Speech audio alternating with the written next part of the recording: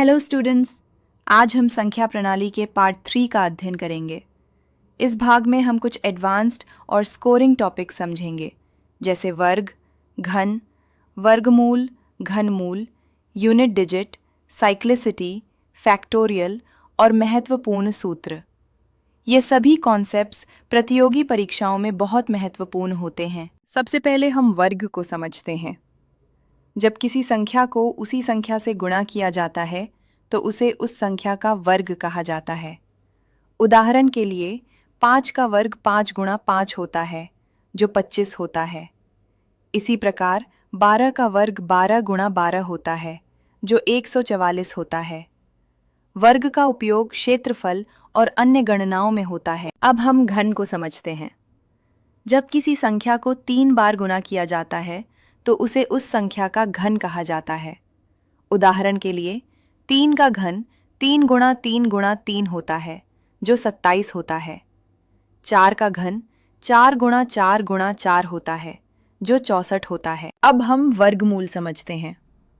वर्गमूल वो संख्या होती है जिसे स्वयं से गुणा करने पर मूल संख्या प्राप्त होती है।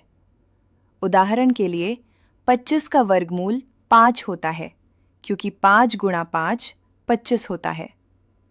इसी प्रकार 144 का वर्गमूल 12 होता है। यह वर्ग की उल्टी प्रक्रिया होती है। अब हम घनमूल को समझते हैं। घनमूल वो संख्या होती है जिसे 3 बार गुणा करने पर मूल संख्या प्राप्त होती है। उदाहरण के लिए 27 का घनमूल 3 होता है, क्योंकि 3 गुणा 3 गुणा 3 27 होता है। 64 का घनमूल 4 होता है। अब हम दो संख्याओं के बीच की संख्या समझते हैं। यदि हमें दो संख्याओं के बीच की संख्या निकालनी हो तो हम दोनों संख्याओं को जोड़कर 2 से भाग करते हैं। उदाहरण के लिए 20 और 30 के बीच की संख्या निकालने के लिए हम 20 + 30 करते हैं, जो 50 होता है, और फिर 2 से भाग करने पर 25 मिलता है। यह बीच की औसत संख्या होती है। अब हम यूनिट डिजिट का कॉन्सेप्ट समझते हैं। किसी भी संख्या का अंतिम अंक उसका यूनिट डिजिट होता है। उदाहरण के लिए 347 में यूनिट डिजिट 7 है। प्रतियोगी परीक्षाओं में बड़ी घातों के यूनिट डिजिट निकालने के प्रश्न बहुत पूछे जाते हैं। अब हम यूनिट डिजिट को घातों में समझते हैं। उदाहरण के लिए 7 का वर्ग निकालते हैं। 7 गुणा 7 बराबर 49, तो यूनिट डिजिट 9 होगा। यहाँ ध्यान देने वाली बात यह है कि हमें केवल अंतिम अंक पर ध्यान देना होता है। अब हम साइक्लिसिटी को समझते हैं।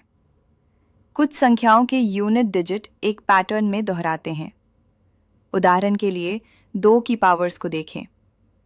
2 की पावर 1 में यूनिट डिजिट 2, 2 की पावर 2 में 4, 2 की पावर 3 में 8 और 2 की पावर 4 में 6 आता है। इसके बाद यही क्रम दोहराता है। इस प्रकार 2 की साइक्लिसिटी 4 होती है। अब एक उदाहरण देखते हैं। यदि हमें 2 की पावर 7 का यूनिट डिजिट निकालना हो तो हम साइक्लिसिटी का उपयोग करेंगे। 2 की साइक्लिसिटी 4 है, इसलिए 7 को 4 से भाग करेंगे। शेषफल 3 आता है, इसलिए यूनिट डिजिट वही होगा जो 2 की पावर 3 का होता है, यानी 8। अब हम फैक्टोरियल को समझते हैं। फैक्टोरियल का मतलब है किसी संख्या तक के सभी धनात्मक पूर्णांकों का गुणनफल। उदाहरण के लिए 5 फैक्टोरियल बराबर 5 गुणा 4 गुणा 3 गुणा 2 गुणा 1 होता है, जो 120 होता है। एक महत्वपूर्ण नियम है कि शून्य फैक्टोरियल का मान 1 होता है, जिसे हमेशा याद रखना चाहिए। अब हम महत्वपूर्ण सूत्रों को समझते हैं। सम संख्याओं का सामान्य रूप 2n होता है, जहां n कोई प्राकृतिक संख्या है। विषम संख्याओं का सामान्य रूप 2n + 1 होता है। उदाहरण के लिए यदि n का मान 3 है तो 2 गुणा 3 + 1 बराबर 7 होता है, जो एक विषम संख्या है। अब हम प्रथम n प्राकृतिक संख्याओं का योग समझते हैं। इसका सूत्र है n गुणा n + 1/2। उदाहरण के लिए यदि n का मान 5 है तो 5 गुणा 6/2 बराबर 15 होगा। अब हम वर्गों के योग का सूत्र देखते हैं। 1 से n तक की संख्याओं के वर्गों का योग निकालने का सूत्र है n गुणा n प्लस 1 गुणा 2n प्लस 1 भाग 6।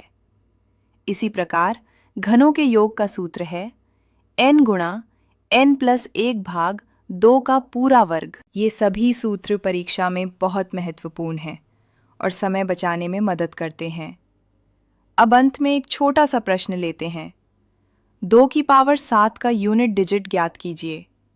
इसके लिए हम साइक्लिसिटी का उपयोग करेंगे। 2 की साइक्लिसिटी 4 है। 7 को 4 से भाग करने पर शेष 3 आता है, इसलिए यूनिट डिजिट 2 की पावर 3 के बराबर होगा, जो 8 है। आज हमने एडवांस्ड कॉन्सेप्ट्स जैसे वर्ग, घन, यूनिट डिजिट, साइक्लिसिटी, फैक्टोरियल और महत्वपूर्ण सूत्रों को विस्तार से समझा। इन सभी टॉपिक्स का अभ्यास करना बहुत आवश्यक है क्योंकि ये सीधे प्रश्नों में पूछे जाते हैं। धन्यवाद। जय हिंद।